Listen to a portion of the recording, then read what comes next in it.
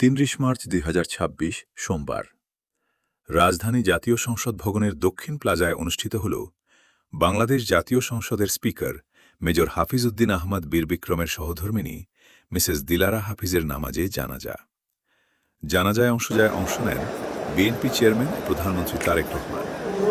এ সময় উপস্থিত ছিলেন সংসদ সদস্যসহ বিএনপি ও বিভিন্ন রাজনৈতিক দলের নেতৃবৃন্দ। জানাজা শেষে মরহুমার রুহের মাগফিরাত কামনা করে বিশেষ দোয়া অনুষ্ঠিত হয়।